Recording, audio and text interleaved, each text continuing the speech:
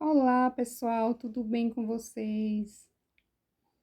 Vamos continuar falando de história, que é o nosso objetivo específico. Então, vamos lá. Vamos falar das finalidades do ensino de história. Quais seriam as finalidades do ensino de história? Ela continua sendo uma ciência que estuda somente o passado? Claro que não. Bem, as finalidades do ensino de história elas têm sido objeto de preocupação de vários historiadores brasileiros e de outros países também.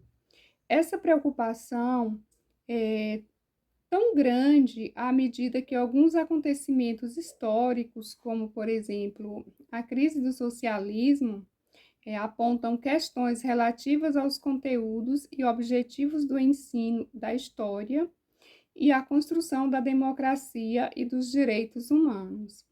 A opinião dos historiadores, ela acaba sendo divulgada por meio de livros, de artigos, de entrevistas e também pelos meios de comunicação.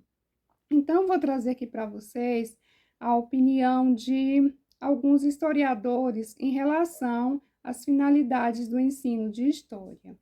Então, vamos lá, vamos começar com Eric Hobsbawm. O que ele diz sobre as finalidades do ensino de história? A destruição do passado, ou melhor, dos mecanismos sociais que vinculam nossa experiência pessoal à das gerações passadas, é um dos fenômenos mais característicos e lúgubres do final do século XX. Quase todos os jovens de hoje crescem numa espécie de presente contínuo, sem qualquer relação orgânica com o passado público da época em que vivem. Por isso, os historiadores, cujo ofício é lembrar o que os outros esquecem, tornam-se mais importantes que nunca no fim do segundo milênio. Vamos passar agora para a opinião de José Murilo de Carvalho. Ele diz o seguinte: nada do que é humano será agora alheio ao historiador. Daí a multiplicação de estudos sobre a cultura, os sentimentos, as ideias, as mentalidades, o imaginário, o cotidiano. É também sobre instituições e fenômenos sociais antes considerados de pequena importância, se não irrelevantes, como o casamento, a família, organizações políticas e profissionais, igrejas, etnias, a doença, a velhice, a infância, a educação, as festas e rituais, os movimentos populares. Então, diante dessas duas opiniões, podemos perceber que as finalidades do ensino de história com o passar do tempo, elas elas se tornaram um vasto campo, com vários objetivos. Não se estudava mais somente o passado. Estudava sim o passado, mas também o cotidiano das pessoas, os sentimentos, as ideias, a educação, a velhice, Com o passar do tempo, inúmeros temas foram sendo abordados no ensino de história. Jean Vogel é outro historiador que expressou a sua opinião em relação às finalidades do ensino de história. Então, vamos ver o que ele diz aqui a partir de um trecho, de uma de suas obras. Ele diz o seguinte: a construção de uma memória social, mais precisamente nacional, era a finalidade essencial do ensino de história. A construção de uma memória social é hoje tão indispensável quanto antigamente, mesmo porque ela é um elemento essencial de identidade social invocada. A escola, e mais precisamente o ensino de história, tem um papel importante neste domínio. Toda a questão está em saber qual memória social deve se desenvolver-se hoje. Então, é colocado aqui como um tema importante essa questão da memória social. Além da memória nacional, outras memórias coletivas podem ser desenvolvidas, ou seja, não somente a memória nacional. A história é um campo vasto, amplo. A memória familiar, também é citada, é a primeira memória coletiva em que o indivíduo se insere.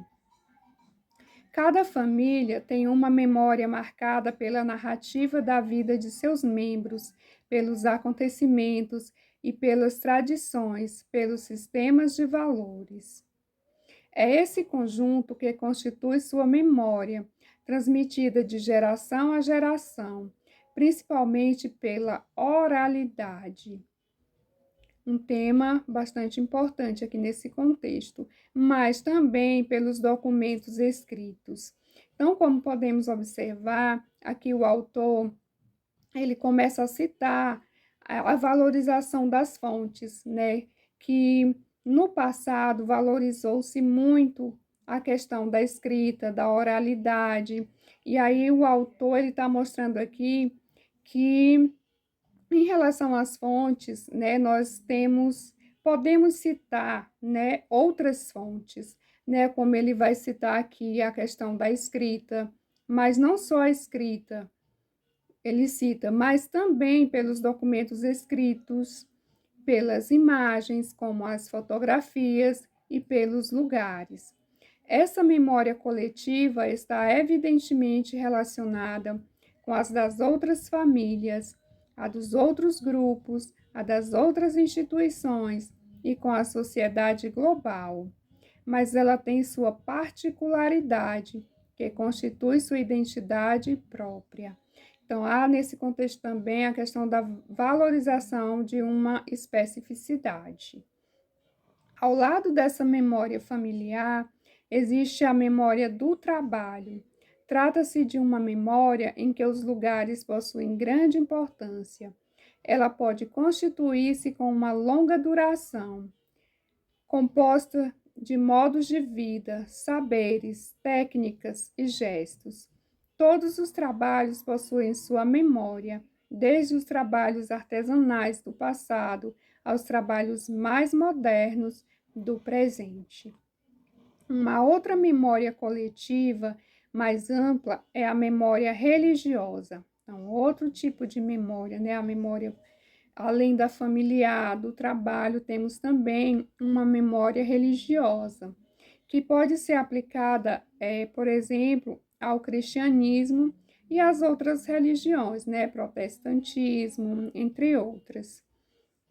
Essas e outras memórias coletivas impregnam cada indivíduo e tecem as relações com os outros. A memória social não se inscreve de maneira forçada sobre um território, como a memória nacional. Então, daí a sua importância, né, dessa memória social, né, porque ela não é uma memória forçada, ela não é imposta.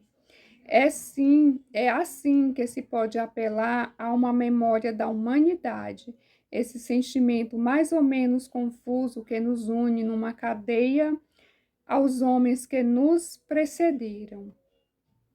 Trata-se de fazer a criança compreender que ela faz parte de uma longa cadeia. Essa é a primeira apreensão de tempo da história de outras épocas, o primeiro quadro de uma memória social aberta sobre o mundo.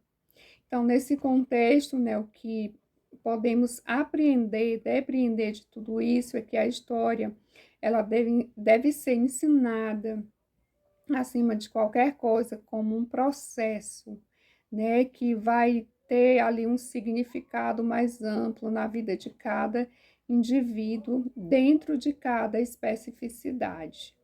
Mais ou menos por aí.